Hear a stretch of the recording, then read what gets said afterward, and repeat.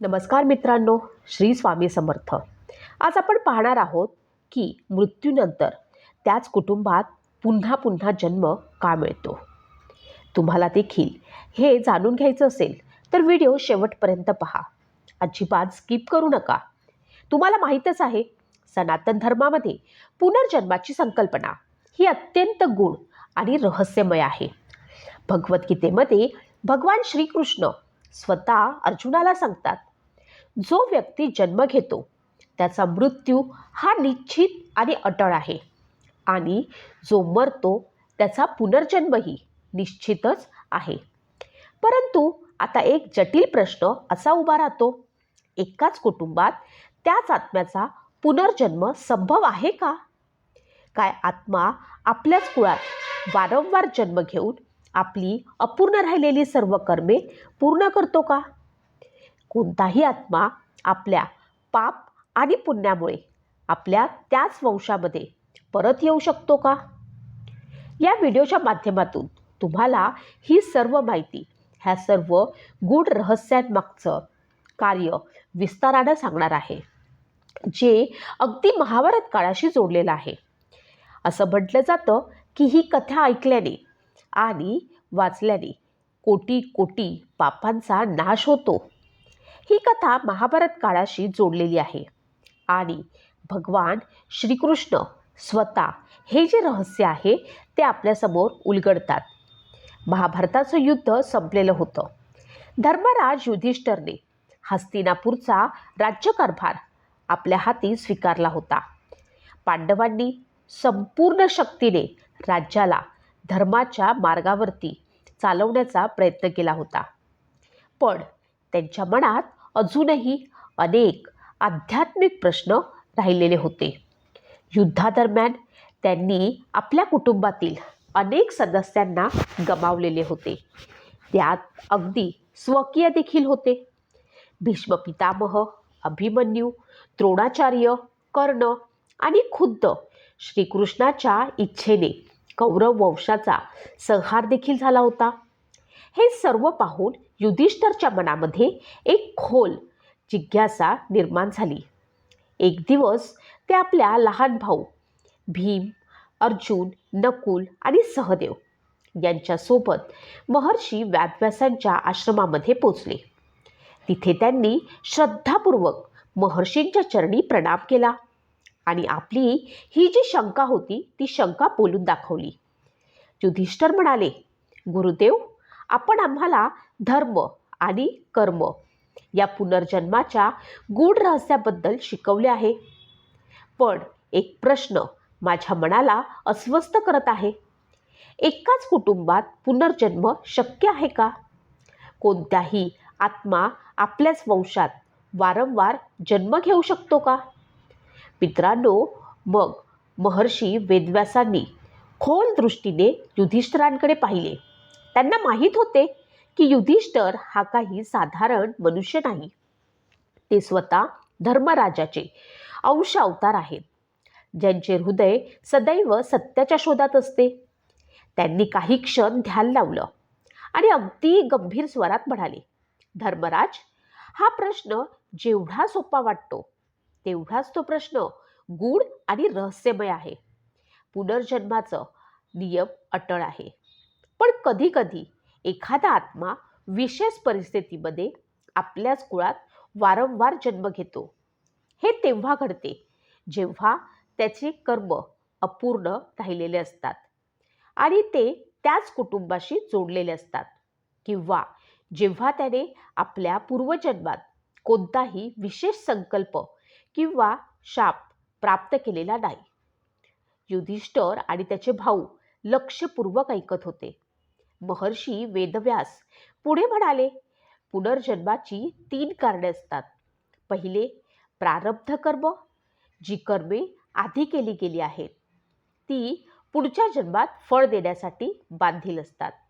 दुसरे, संस्काराचा प्रभाव, जेव्हा एखाद्या आत्म्याचा खोल आठवणी किंवा भावना अपूर्ण राहतात तेव्हा तो जन्म घेण्यासाठी त्या स्थानाकडे आकर्षित होतो. तिसरे, ऋणानुबंध, जर एखाद्या आत्म्याचा एखाद्या कुळाशी किंवा कुटुंबाशी खोल संबंध असेल तर तो तिथे पुन्हा जन्म घेऊ शकतो. हा संबंध प्रेम, द्वेष, पाप किंवा पुण्य कोणत्याही स्वरूपामध्ये असू शकतो.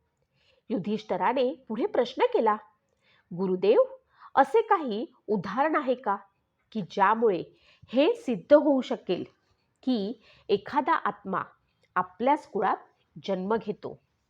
तेव्हा महर्षी वेदव्यास हसले आणि म्हणाले, हो, मी तुला अशी एक घटना सांगणार आहे जी खुद्द भगवान श्रीकृष्णांच्या काळात घडली होती. ही कथा द्वारकेतील एक ब्राह्मण आणि अर्जुनाच्या प्रतिज्ञेशी जोडलेली आहे. याच कथेत पुनर्जन्माचे एक रहस्यमय उदाहरण मिळते.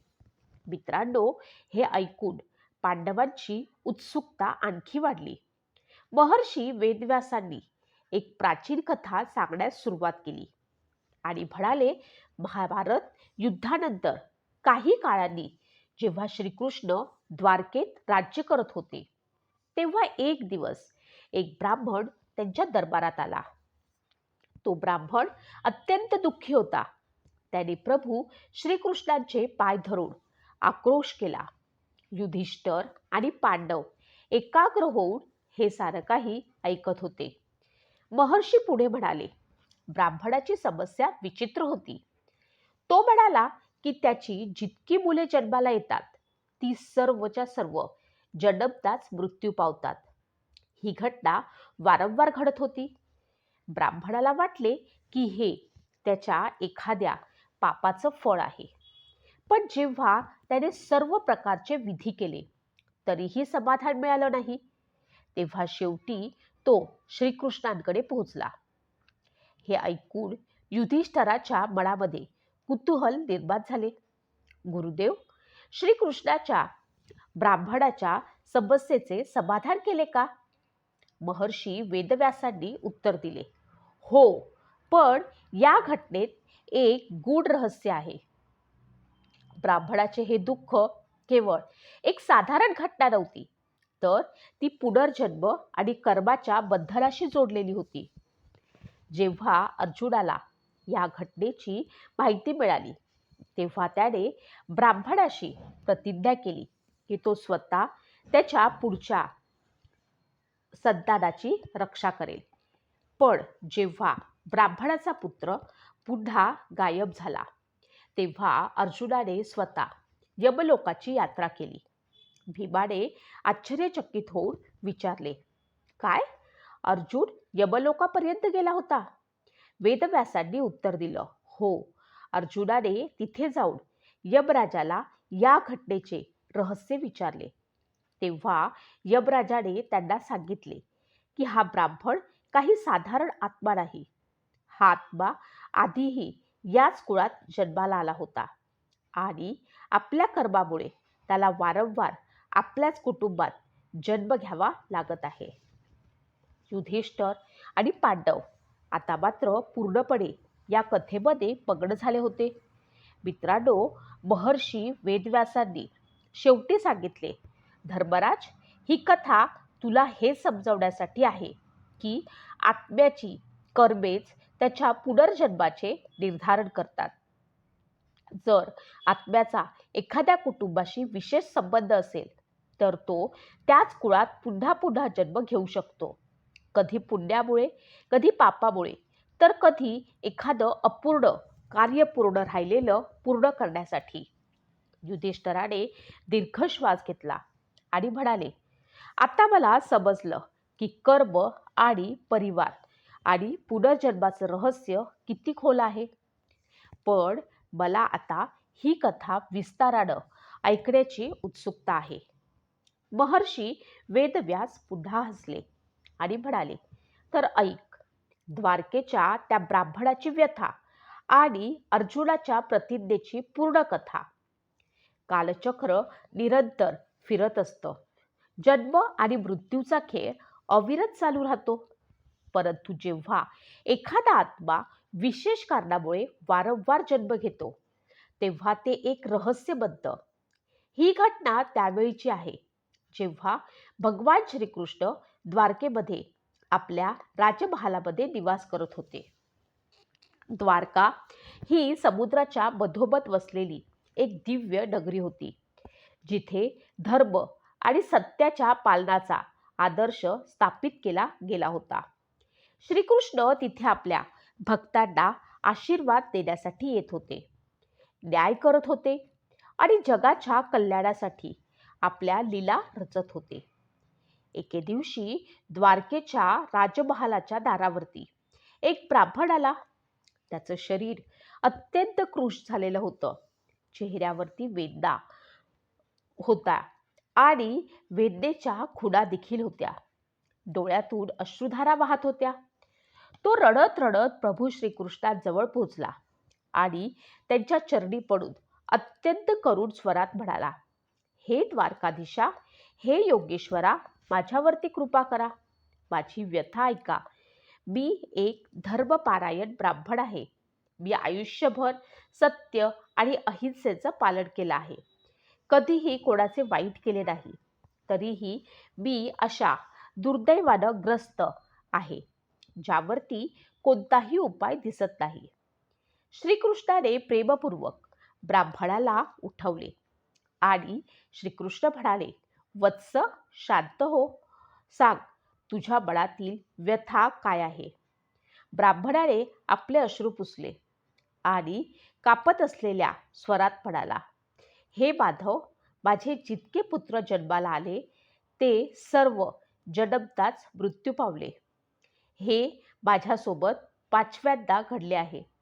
मी असा पिता आहे ज्याने आपल्याच पुत्रांना जन्मताच आपल्या मांडीवरती निर्जीव पाहिले आहे.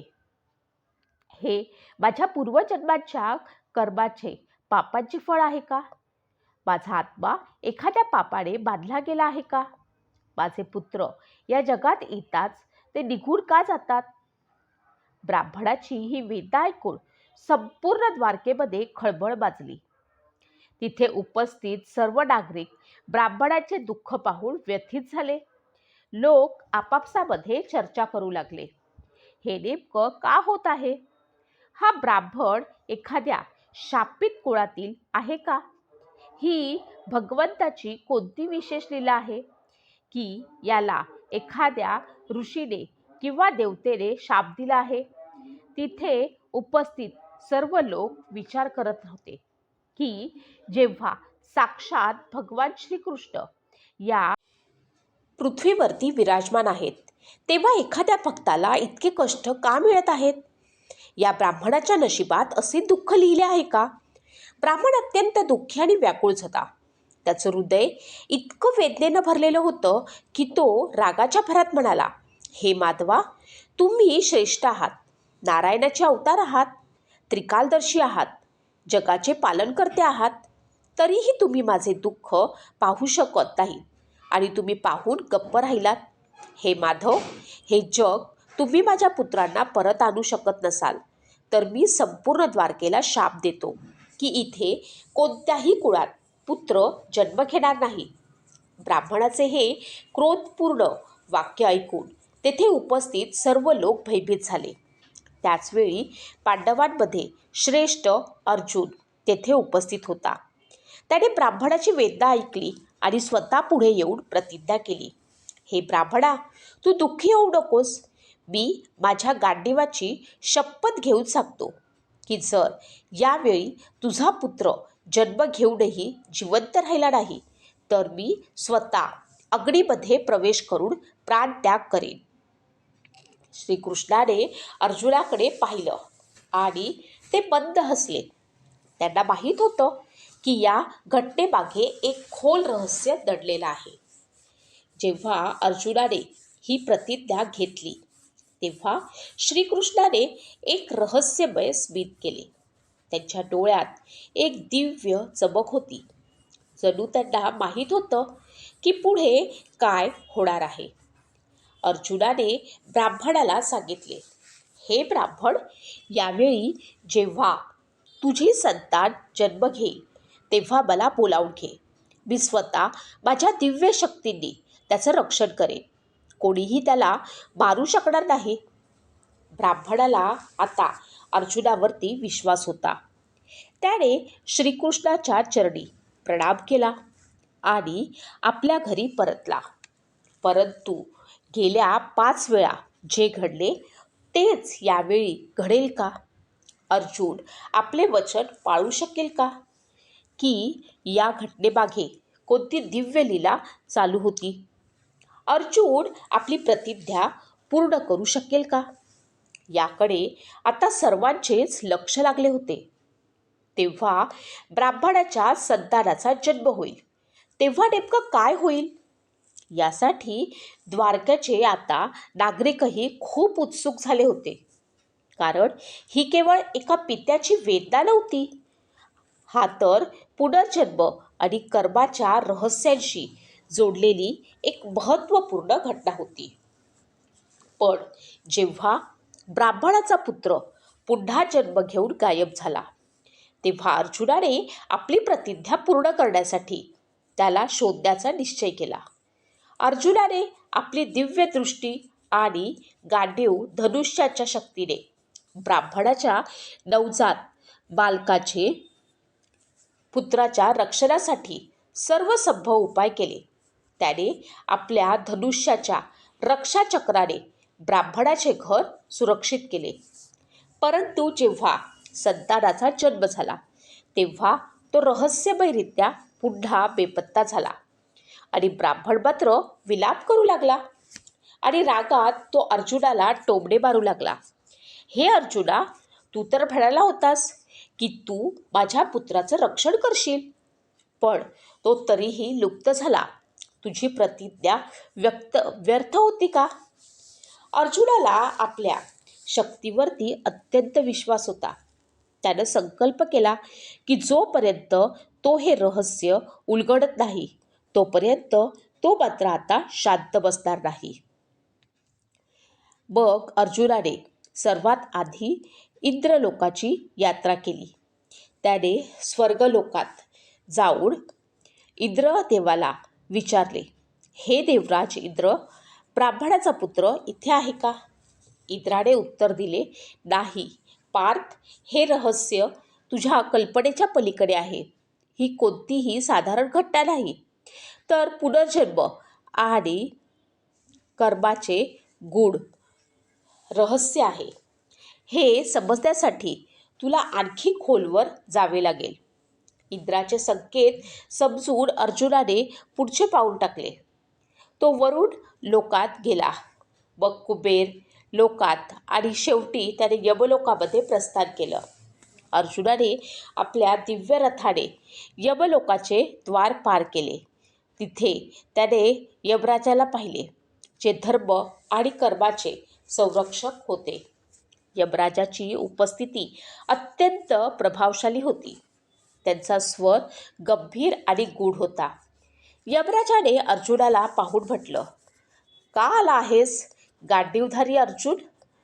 तू तर अजून मृत्यूसाठी पात्र नाहीस. मग तू यमलोकापर्यंत कसा पोहोचलास? अर्जुनाने हात जोडून म्हटले, हे यमराज, मी द्वारकेवरती एका ब्राह्मणाच्या संतानाला शोधायला आलो आहे. मी त्याला वाचवण्याची प्रतिज्ञा केली होती, पण तो जन्मताच लुप्त झाला. मला नेमकं जाणून घ्यायचं आहे की त्याचं काय झालं. आता यमराज गंभीर झाले. एक क्षण त्यांनी मौन राहिले. मग ते म्हणाले, पार्थ, हे काही साधारण संतान नाही. याचे रहस्य तुझ्या आणि श्रीकृष्णाच्या काळापेक्षाही खूप जुने आहे. हा आत्मा एका शापामुळे आपल्याच कुटुंबात वारंवार जन्म घेतो आहे. हे ऐकून अर्जुन मात्र थक्क झाला. त्याने विचारलं, हे धर्मराज, कृपया मला हे सर्व स्पष्ट करावे. हा आत्मा कोण होता आणि याला शाप का मिळाला आहे? यावरती यमराजाने आपल्या दिव्य दृष्टीने त्या आत्म्याचे पूर्वजन्म पाहिला आणि म्हणाले, हा आत्मा पूर्वी एक महान योद्धा होता, जो द्वापार युगामध्ये त्रेतायुगातही जन्माला आला होता. तो राजा नलाचा पुत्र म्हणून जन्माला आला होता. परंतु आपला अहंकार आणि अन्यायामुळे त्याला एका ब्राह्मणाच्या शापानं वारंवार मृत्यूचा दंड मिळाला. अर्जुन आश्चर्यचकित झाला. म्हणजे हा आत्मा आपल्याच कर्मामुळे प्रत्येक जन्मात याच कुटुंबामध्ये जन्म घेतो आहे? यमराजाने उत्तर दिले, हो, कारण या आत्म्याने एका वेळी एका निर्दोष ब्राह्मणाच्या मुलाला मारले होते. त्याच ब्राह्मणाने याला शाप दिला होता की हा सुद्धा प्रत्येक जन्मात आपल्याच कुळामध्ये जन्म घेईल आणि जन्मताच मृत्यू पावेल. जोपर्यंत एखाद्या महान योद्धा आणि दिव्य पुरुष याला या चक्रातून मुक्त करणार नाही, तोपर्यंत याचे हे चक्र असेच चालू राहील. अर्जुनाला आता या रहस्याचा उलगडा झाला होता. अर्जुन लगेचच म्हणाला, जर हा आत्मा एका शापामुळे या चक्रव्यूहामध्ये अडकला आहे, तर त्याला मुक्ती कशी मिळेल? यमराजाने उत्तर दिले, केवळ भगवान श्रीकृष्णच याला या चक्रातून मुक्त करू शकतात, कारण ते स्वतः नारायण आहेत. तेच या आत्म्याचे प्रारब्ध बदलू शकतात. जर त्यांची इच्छा असेल तर त्यांना मोक्ष मिळू शकतो. अर्जुन, तर याला मोक्ष मिळू शकतो. अर्जुनाने त्वरित श्रीकृष्णाचं ध्यान केलं आणि त्यांना यमलोकामध्ये बोलावून घेतलं. श्रीकृष्ण दिव्य रूपात प्रकट झाले. श्रीकृष्ण हसले आणि म्हणाले, हे पार्थ, हा आत्मा आपल्याच कर्मातून गुरफटलेली होता, परंतु आता त्याची वेळ आली आहे की त्याला मोक्ष मिळावा.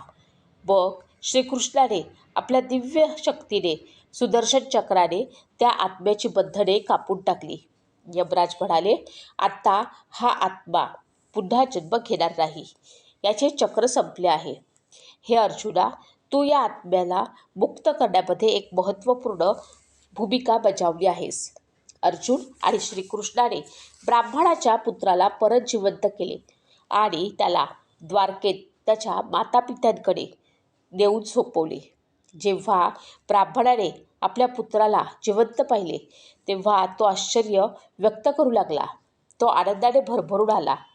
त्याने श्रीकृष्ण आणि अर्जुनाचे आभार मानले. अर्जुन हा समजले की पुनर्जन्म आणि शापाचे रहस्य किती खोल आहे. हा केवळ एका जीवनाचा खेळ नव्हता, तर आत्म्याचा प्रवास होता, जो तोपर्यंत चालू असतो जोपर्यंत तो आपल्या कर्मातून मुक्त होत नाही. मग श्रीकृष्णांनी अर्जुनाला सांगितलं की हे पार्थ, ही घटना तुला शिकवण्यासाठी घडली की आत्मा आपल्या कर्मानुसार जन्म घेत असतो, परंतु जेव्हा कोणी सत्य आणि धर्माच्या मार्गावरती चालतो तेव्हा त्याला मोक्षाची प्राप्ती होते. अर्जुनाने मान झुकवली आणि म्हणाला, हे केशव, आता मी पुनर्जन्म आणि कर्माच्या गूढ रहस्याला समजलेलो आहे. सत्य आणि धर्मच आत्म्याच्या मुक्तीचा मार्ग आहे. युधिष्ठिर आणि पांडवांनी जेव्हा ही कथा ऐकली तेव्हा ते आश्चर्यचकित झाले. महर्षी वेदव्यासांनी सांगितलं की धर्मराज, ही घटना सिद्ध करते की पुनर्जन्म सत्य आहे. जर कोणाचे कर्म त्याच्या कुटुंबाशी अपूर्ण राहिलेले असेल तर ते पूर्ण करण्यासाठी या कथेतून हे सिद्ध होते की आत्म्याचे कर्म एखाद्या कुटुंबाशी किंवा कुळाशी विशेष रूपाने बांधील असतात. पुनर्जन्म त्याच कुटुंबात शक्य होऊ शकतो. हे रहस्य केवळ ईश्वरच जाणतात की कोण, केव्हा आणि कुठे जन्म घेईल, परंतु शास्त्रामध्ये असे अनेक पुरावे मिळतात जे पुनर्जन्माच्या या भावनेला बळ देतात. तुम्हाला ही कथा आवडली असेल तर नक्कीच लाईक, शेअर आणि सबस्क्राईब करा. धन्यवाद.